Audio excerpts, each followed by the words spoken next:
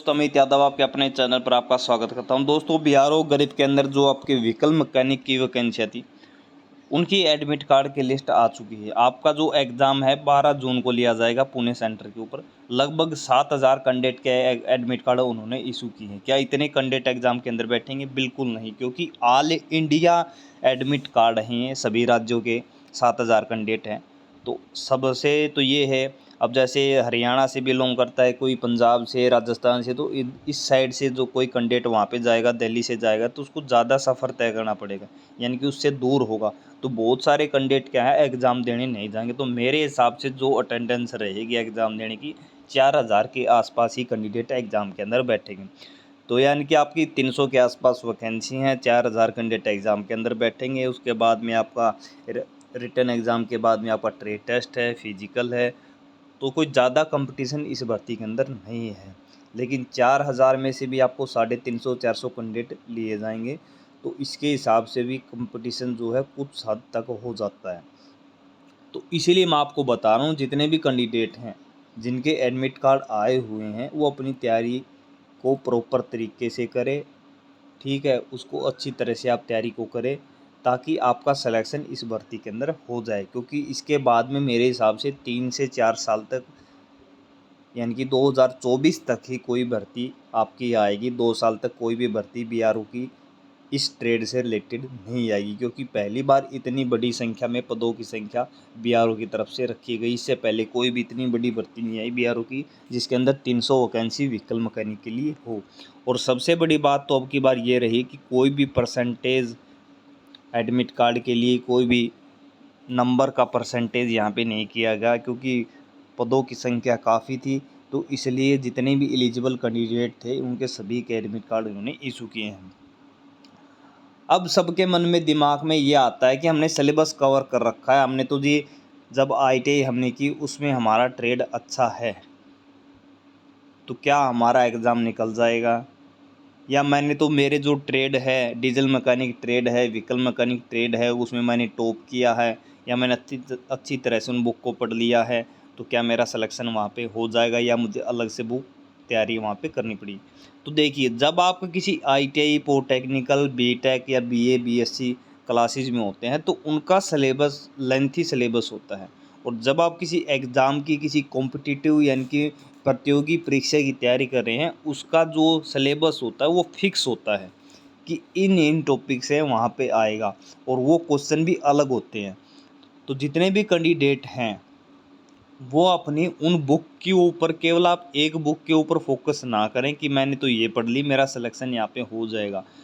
क्योंकि अगर आप किसी और कैंडिडेट से एक दो बुक तो सभी पढ़ते हैं, आपको पता है जिसने आईटीआई किया है उसने आईटीआई से रिलेटेड बुक तो पढ़ी होगी, या दूसरी जो बुक सभी जगह आपको मिल रही है वो तो उसने पढ़ी होगी।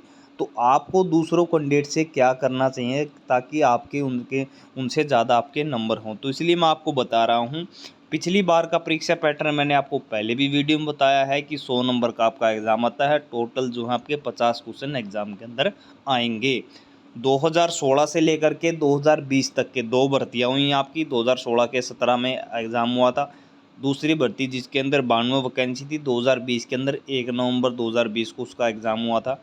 दोनों पेपरों के अंदर, जो भर्तियों के अंदर बीआरओ के जो भी एग्ज़ाम के अंदर क्वेश्चन है, उन सभी की पीडीएफ आपको मिलेगी। जितने भी टॉपिक आपके दे रखे हैं सिलेबस के अंदर उनके ऑब्जेक्टिव क्वेश्चन मिलेंगे आपको। उसके बाद में 1000 से 1500 क्वेश्चन अलग से आपको मिलेंगे जो प्रतियोगी परीक्षाओं में पूछे गए हैं, यानी कि डीजल मैकेनिक और व्हीकल मैकेनिक आपकी जो ट्रेड है मोटर मैकेनिक वाली, उन दोनों ट्रेड से जितने भी एग्ज़ाम हुए हैं इंडिया के अंदर, चाहे वो एएलपी रेलवे का हुआ हो या आपका डीआरडीओ का हुआ हो, सीआरपीएफ का हुआ हो, उन सभी में जो एग्ज़ाम के अंदर क्वेश्चन पूछेगा, क्योंकि ये तो है नहीं कि उनमें वैसे ही क्वेश्चन पूछ लिए, जो इम्पोर्टेंट क्वेश्चन है वही एग्ज़ाम के अंदर पूछे जाते हैं, और इम्पोर्टेंट क्वेश्चन ही इस बीआरओ के एग्ज़ाम में आएंगे। तो टोटल जो आपका मिला करके 2,500 प्लस ऑब्जेक्टिव क्वेश्चन हमारे पास में आपके ट्रेड से रिलेटेड हैं। जो जितने भी कैंडिडेट अगर उन्होंने बुक भी पढ़ ली है या अपनी खुद से भी तैयारी कर ली है, तो वो इन नोट्स को ज़रूर ले, ताकि वो अपनी जो है तैयारी को परखें कि मैंने कितनी तैयारी कर ली, मैं इन 2,500 क्वेश्चन में से कितने यहाँ पे कर सकता हूँ। फ़ीस आपको बता दी जाएगी। नीचे मेरा व्हाट्सअप नंबर है, उसके ऊपर आपको मैसेज करना है कि सर मुझे BRO के नोट्स चाहिए, जो आपके पास में हैं वो आपको सेंड हो जाएंगे। ठीक है।